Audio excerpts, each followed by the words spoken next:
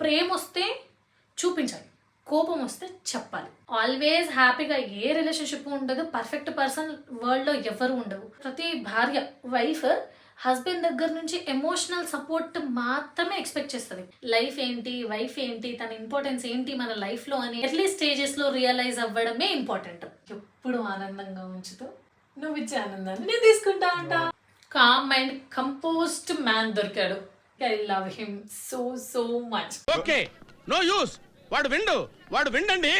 Hi hello everyone, welcome back to our channel Akhi and Muni vlogs. So ఎవరైనా first time మా channel చూస్తున్నట్టయితే నా పేరు అరుణ, మా హస్బెండ్ పేరు మునేష్. సో మేము కపుల్ కంటెంట్ క్రియేటర్స్ అండి. సో మా లైఫ్లో జరిగిన ఫన్, ఎంటర్టైన్మెంట్ అండ్ కొన్ని రిలేషన్షిప్ ఛాలెంజెస్ ఎలా ఉంటాయనేది ప్రతిదీ మేము వీడియో చేస్తాము. సో మా వీడియోస్ కనుక మీకు రావాలి అనుకుంటే ఏం చేయాలో తెలుసు కదా, ఇప్పుడే మా ఛానల్ని సబ్స్క్రైబ్ చేయండి. సో ప్రతి స్మాల్ థింగ్లో కూడా మేము మిమ్మల్ని ఎప్పుడు ఎంటర్టైన్ చేయడానికి ఆల్వేస్ ట్రై చేస్తూ ఉంటాము. అండ్ ఇప్పటివరకు సపోర్ట్ చేసిన వాళ్ళందరికీ థ్యాంక్ యూ సో మచ్ అండి. సో ఈరోజు వీడియో వచ్చేసి ఏంటి అంటే 1 year అయింది మా మ్యారేజ్ అయ్యి, 1 year 2 months అవుతుంది. సో ఈ 1 year రిలేషన్షిప్లో మేము ఎలాంటి ఇష్యూస్ ఫేస్ చేసాము, మా రిలేషన్షిప్ని ఎలా హ్యాపీగా మేనేజ్ చేసాము, ఏమైనా ప్రాబ్లమ్స్ వచ్చాయా, దాన్ని ఎలా సాల్వ్ చేసుకున్నాము ఇద్దరం కలిసి అనేది కొన్ని క్వశ్చన్స్ ఆయన మాటల్లో అండ్ నా మాటల్లో. So let's enter into the video. నన్ను ఏమేమి క్వశ్చన్స్ అడుగుతారో లెట్స్ సీ. పెళ్లి తర్వాత నా గురించి నీ అభిప్రాయం ఎలా మారింది? పెళ్ళి తర్వాతన మిక్స్డ్ ఫీలింగ్స్. మ్యారేజ్ తర్వాత కొన్ని మంత్స్ చాలా హ్యాపీగా జాలీగా, అంటే బిఫోర్ మ్యారేజ్ మనం ఎలా ఉన్నామో అలానే ఉండే కొన్ని. అండ్ ఇంకా కొన్ని ఫ్యూ మంత్స్ తర్వాత ఒపీనియన్ ఆపోజిట్ అయిపోయింది. కొన్ని సిచ్యువేషన్స్, కొందరు పర్సన్స్ మిడిల్లో రావడం వల్ల చాలా డిఫరెన్సెస్ వచ్చేసినాయి. One kind of late nights, కొంచెం ఏడ్చేది కూడా నేను. So different mixed feelings. కానీ ఫైనల్లీ ఏమైంది అంటే ఏమంటారు, ఒక మెన్ స్టార్టింగ్ స్టేజ్లోనే ఇటు ఫ్యామిలీని కానీ ఇటు వైఫ్ని కానీ రెండింటిని ఎలా మేనేజ్ చేయాలి అనేది తెలియదు కదా. సో ఆ స్టేజ్లోనే మా హస్బెండ్ కూడా ఉండే అన్నమాట. సో అప్పుడు ఎలా మేనేజ్ చేయాలో తెలియనప్పుడు నేను చెప్పాను, రెండు బ్యాలెన్స్ చేయడం చాలా ఇంపార్టెంట్. ఎవరి కోసం ఎవరిని వదులుకోవాల్సిన అవసరం లేదు, ఎవరి కోసం ఎవరిని బాధ పెట్టాల్సిన అవసరం లేదు. ఎవరిది వాళ్ళకి గుడ్ ఆర్ బ్యాడ్ అనేది ఎవరికి వాళ్ళకి చెప్పగలిగితే రెండు రిలేషన్స్ని మేనేజ్ చేయడం చాలా ఈజీ అనేసి నేను చెప్పాను అన్నమాట. నేను ఏ రోజైతే అది చెప్పానో ఆ రోజు దాన్ని రియలైజ్ అయ్యి ఎవరిని ఎక్కడ ఉంచాలి, దేన్ని ఎక్కడి వరకు ఉంచాలి అనేది స్టార్ట్ చేశాడు. అంటే చెప్పగానే రియలైజ్ అయ్యాడు, దీనికి నేను అంత ఇంపార్టెంట్ ఇచ్చేది ఏంటి వైఫ్కి అని అనుకోలేదు. నేను చెప్పగానే మారి దాన్ని అర్థం చేసుకొని ఎవరికి ఇవ్వాల్సిన ఇంపార్టెన్స్ వాళ్ళకి ఇచ్చారు. సో ఆ బిగ్ డిఫరెన్స్ నేను గమనించాను. బిఫోర్ మ్యారేజ్ ఏంటి అంటే ఏదైనా మనకు ఆలోచన వన్ సైడే ఉంటుంది. ఏ అమ్మాయి అయితే వాళ్ళతో రిలేషన్షిప్లో ఉంటామో అటు సైడ్ ఆలోచన ఉంటుంది. కానీ ఆఫ్టర్ మ్యారేజ్ ఫ్యామిలీ సడన్గా ఎంటర్ అయిపోతుంది, ఒక ఫ్యామిలీ అయిపోతుంది. కాబట్టి ఇటు ఫ్యామిలీ అండ్ ఇటు వైఫ్ రెండింటిని మేనేజ్ చేయడం ఒక మెన్కి అయితే చాలా చాలా కష్టం. ఆ టైంలో కనుక వైఫ్ కొంచెం నువ్వు ఎవరి కోసం ఎవరిని వదులుకోవాల్సిన అవసరం లేదు అని కొంచెం మోరల్లీ సపోర్ట్ చేసి చెప్పగలిగితే ఆ మెన్ క్లారిటీ తెచ్చుకొని రెండింటిని బ్యాలెన్స్ చేయగలుగుతాడని నేను నమ్ముతాను. ఎందుకంటే నా లైఫ్లో అదే జరిగింది. రైట్, నేను అది చెప్పాను అండ్ నేను చెప్పాను, ప్రతి వైఫ్ చెప్తుంది అనుకోండి ఆ విషయం. కానీ అందరు మగవాళ్ళు అర్థం చేసుకోగలగాలి. ఆ అర్థం చేసుకునే కేటగిరీలో మా ఆయన ఉన్నాడు. So I'm very lucky. దాని తర్వాత మేనేజ్ చేసేది డిఫరెన్స్ చూసిన, ఒక మెచ్యూర్ మెన్ని చూసా. అడుగు నెక్స్ట్ క్వశ్చన్. ఫస్ట్ ఆన్సర్కే మా ఆయనకి ఫ్యూజులు ఎగిరిపోయింది. నాలో నీకు బాగా నచ్చిన మంచి అలవాటు? ఆయనలో నాకు నచ్చేది ఏంటి అంటే ఆయన వినడం. చాలా ఓపికతో వింటాడు, చాలా చాలా ఓపికతో వింటాడు. ఒక ఆడపిల్లకి అదే కదా కావాలి. Yes, so I love my husband. నేను మార్చుకోవాలి అనిపించే ఒక విషయం? అబ్బా, మార్చుకోవాలి. ఇప్పుడు ఇందాక ఆ క్వశ్చన్ రాగానే నాకు వినడం బాగా ఇష్టం అని ఎలా వెంటనే మైండ్లో స్ట్రైక్ అయిందో, ఈ క్వశ్చన్కి కూడా ఒకటే మైండ్లో స్ట్రైక్ అయిపోయింది. ఏంటి అంటే మార్చుకోవాలి అని అనుకున్నది ఏంటి అంటే అలుగుతాడు, బాగా అలుగుతాడు. ఎంత అలుగుతాడంటే ఆడపిల్లగా నేను అలగాల్సిందేమో కానీ ఆయన అలగని తీర్చలేక లాస్ట్కి నేను ఎగ్జాస్ట్ మొత్తం అయిపోతాను అన్నమాట. ఏంటంటే దాంట్లో 2, ఒకటి పాజిటివ్ ఉంది, ఒకటి నెగిటివ్ ఉంది. పాజిటివ్ ఏంటి అంటే ఏదైనా నచ్చకపోతే, ఒక మెన్గా తను సాటిస్ఫై అవ్వకపోతే, నచ్చింది నువ్వు చేసావు, నాకు నచ్చింది నువ్వు చేయలేదు అని గొడవ పడి కొట్టడం, తిట్టడం, ఇంట్లో ఇలాంటి ఇష్యూ చేయడు, అది పాజిటివ్. నెగటివ్ ఏంటి అంటే, ఏంటి ఇంత అలుగుతున్నావు, ఎందుకు మాట్లాడట్లేవు, ఏదైనా ఒక కోపం వచ్చిందనుకో ఏదైనా ఒక విషయం మీద, ఆ విషయాన్ని డైరెక్ట్గా మాట్లాడాలి. నాకు నీ మీద ఈ విషయం పట్ల నువ్వు ఈ మాట అంటే నాకు కోపం వచ్చింది, వీళ్ళ పట్ల నీ ప్రవర్తన నాకు కోపం వచ్చిందని నాకు చెప్తే నేను అది మార్చుకుంటాను, లేకపోతే నా ఇంటెన్షన్ వేరేదని ఆ రోజు నిజంగా జరిగింది ఏదో అని నేను చెప్తాను, ప్రాబ్లం సాల్వ్ అవుతుంది. ఏదైనా కమ్యూనికేషన్తోనే కదా ప్రాబ్లం సాల్వ్ అవుతుంది. నాకు అలా చెప్పడు, అది మైండ్లో పెట్టేసుకొని ఏంటి జస్ట్ ఎగ్జిట్ అయిపోతాడు. అదే నెగిటివ్, అదే పాజిటివ్, అదొక్కటి మార్చుకోవాలి. ప్రేమ వస్తే చూపించాలి, కోపం వస్తే చెప్పాలి. ఏంటి ప్రేమ చూపించాలి, కోపాన్ని చెప్పాలి. నువ్వు రివర్స్ చెప్పొద్దు, కోపాన్ని కూడా చూపించొద్దు, చెప్పాలి. కోపం చెప్తే తీరిపోతుంది. ఓకే, ఈ ఒక్క సంవత్సరంలో నేను నీకు ఇచ్చిన బెస్ట్ సర్ప్రైజ్ లేదా మెమొరీ ఏది? నా బర్త్డేకి ఏమన్నాడు, ఇప్పటిదాకా నేను తప్పు చేశాను, ఇకపై నీకు మాట ఇస్తున్నాను, ఇలా చేతిలో చెయ్యి పట్టుకొని నేను నీకు మాట ఇస్తున్నాను, ఇకపై ఎప్పుడు కోపం వచ్చినా చెప్తాను కానీ అలా వదిలేసి వెళ్ళను. బస్ నా గుండె నిండిపోయింది, చాలా హ్యాపీ ఫీల్ అయిపోయినా నేను. అంటే 1 year మా యానివర్సరీ కూడా మేము అంతగా సెలబ్రేట్ చేసుకోలేదు. ఆ రోజు ఆ మాట యానివర్సరీ రోజు ఇచ్చింటుంటే ఇంకా నేను చాలా హ్యాపీ ఫీల్ అయ్యేదాన్ని. కానీ నా బర్త్డే ఇంకా డబుల్ స్పెషల్ అయిపోయింది అనుకోండి. మర్చిపోలేని బర్త్డే అంటే ఈ గిఫ్టే అన్నమాట. ఎందుకంటే ఆ సైలెన్స్ వల్ల నేను చాలా సఫర్ అయినా ఈ 1 year, చాలా సఫర్ అయినా. అంటే ఆన్ కెమెరా ఉన్నట్టే ఆఫ్ కెమెరా ఉండదు కదా. ఆల్వేస్ హ్యాపీగా ఏ రిలేషన్షిప్ ఉండదు, పర్ఫెక్ట్ పర్సన్ వరల్డ్లో ఎవరు ఉండవు, కొన్ని ఫాల్ట్స్ ఉంటాయి. అది ఒక రిలేషన్షిప్ని కాపాడుకోవడం కోసం మనల్ని మనం కొన్నిసార్లు మార్చుకోవాల్సి వస్తుంది. ఆ స్టేజ్లో మా ఆయన నా కోసం ఒకటి మార్చుకుంటా అన్నాడు అన్నమాట. సో నాకు అది హ్యాపీ మూమెంట్. నువ్వు బాధగా ఉన్నప్పుడు నేను చేసిన ఏ పని నీకు ఎక్కువ సపోర్ట్ ఇచ్చింది? ఇదొక్క విషయంలో మాత్రం మా ఆయన దొరకడం నేను అదృష్టం అని చెప్తా. బేసిక్గా సమ్టైమ్స్ ఆయన బాధ పెడతాడు అనుకోండి, అది వేరే విషయం. ఎందుకంటే ప్రతి ఒక్కరికి కోపం వచ్చినప్పుడు ఒక్కొక్కలా బిహేవ్ చేస్తారు. ఆయన సైలెంట్గా బిహేవ్ చేస్తాడు, నేను ఎక్స్ప్లెయిన్ చేసుకుంటాను. కానీ నాకు ఏదైనా నాకు సెల్ఫ్ హెల్త్ ఇష్యూ వచ్చినా, ఆర్ ఎల్స్ నేను ఆఫీస్లో ఉన్నప్పుడు వర్క్ మీద ఉన్నప్పుడు, వర్క్లో ఏదైనా స్ట్రెస్ వచ్చినా, పేరెంట్స్ దగ్గర నుంచి ఏదైనా డిస్కషన్స్ వచ్చినప్పుడు, ఇంకా చాలా సర్కమ్స్టెన్సెస్ ఉంటాయి కదా, మనకు ఆల్వేస్ ఒకటే మూడ్ ఉండదు కదా. సో ఎప్పుడైనా ఏదైనా అనిపించినా ఆయన ఎక్కడున్నా నేను ఒక కాల్ చేస్తాను, నా పరిస్థితి ఇలా, నాకు చాలా చిరాగ్గా ఉంది, నాకు మంచిగా అనిపించట్లేదు అంటే ఇమ్మీడియట్గా ఏం చేస్తాడో తెలుసా, ఏ రైడ్ ఉంటే ఆ రైడ్ వాళ్ళని వదిలేసిన తర్వాత వెంటనే ఇంటికి వచ్చేస్తాడు. ఇంటికి వచ్చేసి ఏమైంది, ఇలా డల్గా ఉన్నావు, బాగాలేదన్నావు, ఏమైంది, హెల్త్ అంతా ఓకేనా అని చెప్పి ఎమోషనల్ సపోర్ట్ చాలా చాలా చాలా ఇస్తాడు. అండ్ నాకు హెల్త్ ప్రాబ్లం వచ్చిందని, నాకు ఒకవేళ ఫీవర్ వచ్చిందనుకో, ఫీవర్ వస్తే నెక్స్ట్ డే వెళ్ళు, నీకు తగ్గిన తర్వాత నేను వెళ్తాలే, మెల్లగా వెళ్తానులే, అది ఇంట్లో సిచ్యువేషన్స్ ఎంత వర్స్ట్గా ఉన్నా చూసుకుందాం, ఏం కాదు అని చెప్పేసి వదిలేసి వెళ్ళడం అన్నమాట. ప్రతి భార్య వైఫ్ హస్బెండ్ దగ్గర నుంచి ఎమోషనల్ సపోర్ట్ మాత్రమే ఎక్స్పెక్ట్ చేస్తుంది. ఆ ఎమోషనల్ సపోర్ట్ దొరకనప్పుడు నాకు బట్టలు కావాలి, నగలు కావాలి, ఇవి అవి అని ఆ ఎమోషనల్ సపోర్ట్ దొరకని దాన్ని వేరే విధంగా ఫుల్ఫిల్ చేసుకోవడానికి అడుగుతారే. కానీ నాకు తెలిసి 99% వైఫ్స్ హస్బెండ్ దగ్గర నుంచి ఎమోషనల్ సపోర్ట్ మాత్రమే కోరుకుంటారు. ఎమోషనల్ సపోర్ట్ దొరికిందనుకో, ఏ వైఫ్ కూడా నాకు నగలు కావాలి, చీరలు కావాలి, నాకు ఇక్కడికి తీసుకెళ్ళు, అక్కడికి తీసుకెళ్ళి, ఇది కావాలి అది కావాలి అని అడగదు.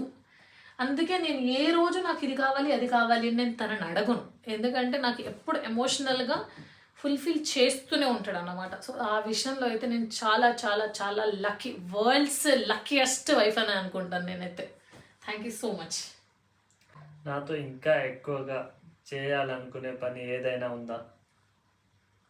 ఇంకా ఎక్కువగా చేయాలనుకున్న పని కబుర్లు చెప్పుకోవాలి, ఇంకా ముచ్చట పెట్టాలనిపిస్తుంది, ఇంకా మాట్లాడాలనిపిస్తుంది. సో ఇంకా ఏదైనా ఒక విషయం కాదు, ఒకటే విషయం ఎన్ని రోజులైనా అని చెప్పచ్చు. ఒకటే విషయం ఎన్ని రోజులైనా అంటే నేను నీతో మాట్లాడడమే, నీతో టైం స్పెండ్ చేయడమే. నేను కూడా అంతే, మాట్లాడకుండా ఉండలేను. మాట్లాడకుండా ఉండలేడు, కానీ కోపం వస్తే మాత్రం అదే మాట్లాడడం.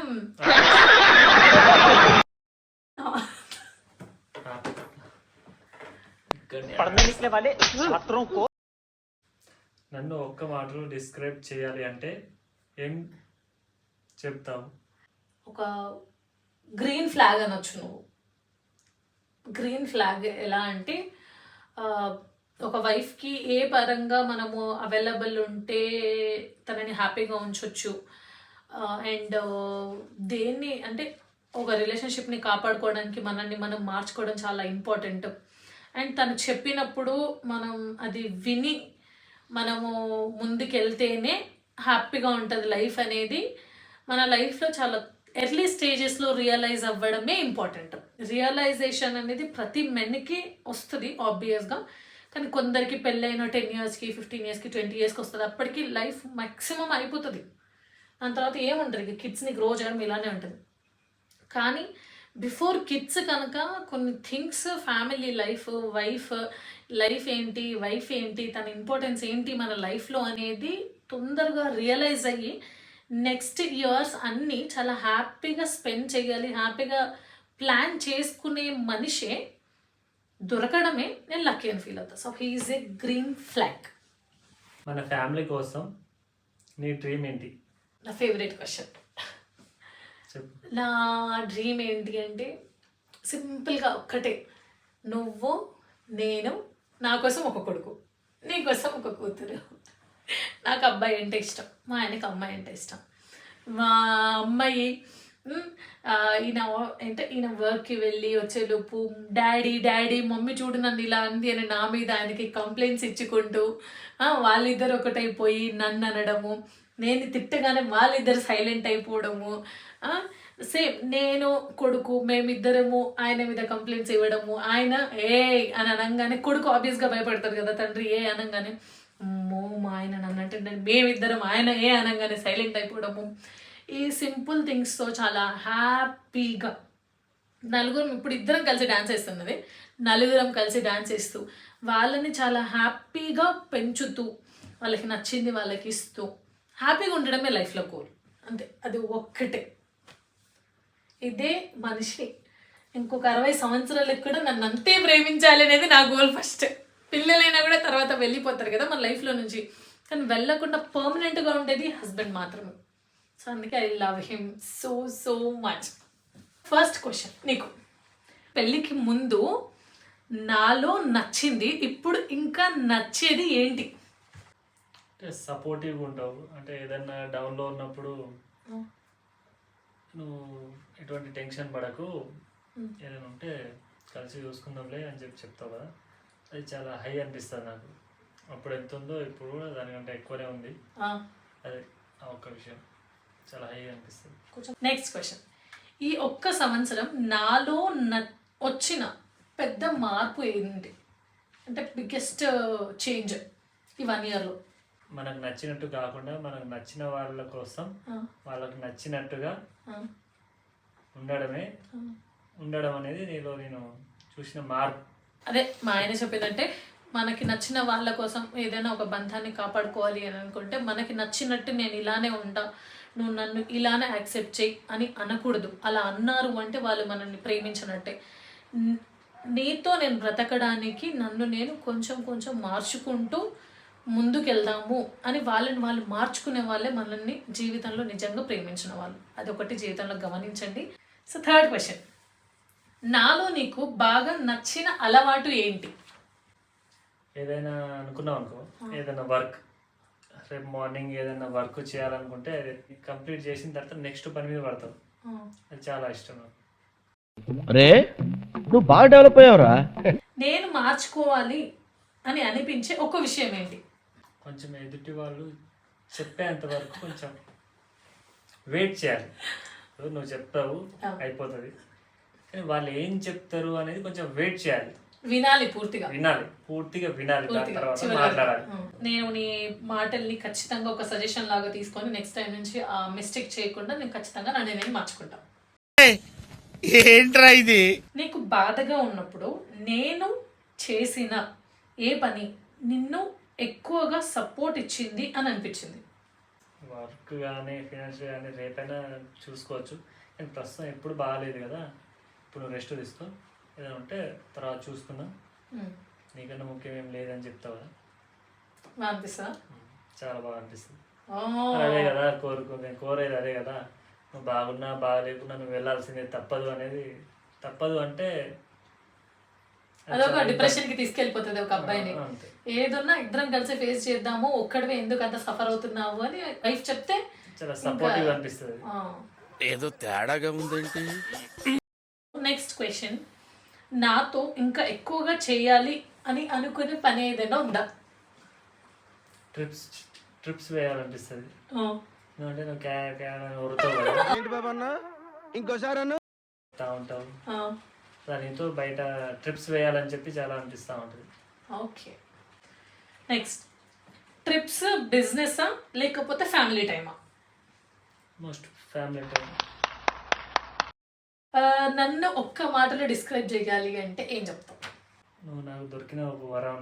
చిచ్చి మీరు సిగ్గుపడకండి, చచ్చిపోవాలనిపిస్తుంది. నేను నీకు దొరికిన విన్నారా వరం. ఎందుకు మరి ఈ రోజులలో ఇలా ఆలోచించేటోళ్ళు కానీ ఇంత పాజిటివ్ మైండ్తోని ఆలోచించేటోళ్ళు చాలా తక్కువ మంది ఉన్నారు. దాంట్లో నువ్వు ఒక పర్సన్ అవి. ఆ పర్సన్ నాకు దొరికినందుకు నేను చాలా హ్యాపీగా ఫీల్ అవుతున్నా, అదే వరం లాగా ఫీల్ అవుతున్నా. ఫైనల్ రౌండ్ ర్యాపిడ్ ఫైర్, ఒక స్మాల్ ర్యాపిడ్ ఫైర్ ఆడు. ఫస్ట్ ఐ లవ్ యూ ఎవరు చెప్పారు? నువ్వే. ఎక్కువగా సారీ ఎవరు చెప్తారు? ఎక్కువగా సారీ నువ్వే. సారీ కూడా నేనే చెప్తాను తెలుసా. నేను తప్పు చేసినా ఆయన తప్పు చేసినా సారీ నేనే చెప్తాను. షాపింగ్కి ఎక్కువ ఎవరు టైం తీసుకుంటారు? నేను. ఎక్కువ ఖర్చు ఎవరు చేస్తారు? ఖర్చు చెయ్యడంలో ఏ పాయింట్ తీసుకుంటే నేను ఇక్కడ ఉంటా. 1 year ఆఫ్ మ్యారేజ్లో చాలామంది చెప్పారు పెళ్ళైన కొత్తలో అంత సరదాగా చాలా హ్యాపీగా ఉంటుంది, వన్స్ ఒక సంవత్సరం అయిపోగానే అన్నీ మారిపోతాయి, అందరూ మారిపోతారు, లైఫ్ మనం అనుకున్నట్టు ఉండదు అని అంటారు కదా. అందరూ చెప్పినట్టు నాకు మొదటి నుంచి ఏ రోజు అనిపించలేదు. కొన్ని ఇష్యూస్ వచ్చినప్పుడు నేను అది ఫీల్ అయ్యాను, ఏంటి ఇలా మార్పు వచ్చేసింది అని. నేను డైరెక్ట్గా అడిగాను, నువ్వు ఒకప్పుడు ఒకలా ఉన్నావు, ఇప్పుడు నాకు ఒకలా కనిపిస్తున్నావు, ఎందుకు అని నేను క్వశ్చన్ అడిగా. నేను ఏ రోజైతే ఒక్కసారి ఆ క్వశ్చన్ అడిగానో ఆ క్షణం నుంచి తనలో మార్పు వచ్చేసింది. నాకు తెలియకుండా నేను సిచ్యువేషన్స్ని హ్యాండిల్ చేయలేక దాన్ని ఆ సిచ్యువేషన్స్ నుంచి ఎగ్జిట్ అవుతూ ఇలా అయిపోయానేమో, కానీ ఇకపై ఆ హ్యాండిల్ ఎలా చేయాలనేది నాకు అర్థమైంది. కాబట్టి నేను ఆ బాధ ఇంకొకసారి ఇవ్వను, అండ్ నేను నీకోసం నేను కొన్ని మార్చుకుంటాను అని చెప్పి చాలా తొందరగా రియలైజ్ అయిపోయి మళ్ళీ పాతగా లవ్ చేసుకున్నప్పుడు ఎలా ఉన్నామో అలానే నేను నీకు సపోర్టివ్గా అండ్ హ్యాపీగా ఉంచుతాను అని ప్రామిస్ చేశారన్నమాట మా ఆయన. సో నేనేంటి, నాకు ఒక happy and calm and composed man దొరికాడు అని ఐ ఫీల్. సో థ్యాంక్ మామ. నాకైతే ఒక గయ్యాలి పిల్లం దొరికిందని చెప్పి నేను ఫీల్ అవుతున్నా. ఆ మొహం చూడండి, చేపల మార్కెట్లో విభూ దమ్ముకున్నాడు మామ. Thank you so much being with me and making me happy.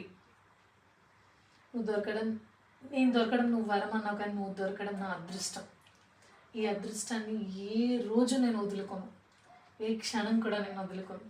నేను ఎప్పుడు ఆనందంగా ఉంచుతూ నువ్వు ఇచ్చే ఆనందాన్ని నేను తీసుకుంటా ఉంటా. అండ్ ఇప్పటి వరకు మాకు ఎంత సపోర్ట్ చేసి ఇక్కడ వరకు తీసుకొచ్చినందుకు మీకు చాలా చాలా చాలా థ్యాంక్ యూ. అండ్ ఈ వీడియో ఎలా అనిపించిందో ఖచ్చితంగా ఒక కమెంట్ అయితే చేయండి. అండ్ ఇంకా మేము ఎలాంటి వీడియోస్ చేయాలి అని అనుకుంటున్నామో కూడా మాకు సజెస్ట్ చేయండి. అండ్ ఇలాంటి వీడియోస్ మీకు ఇంకా కావాలి అనుకుంటే do subscribe to our channel. Thank you guy.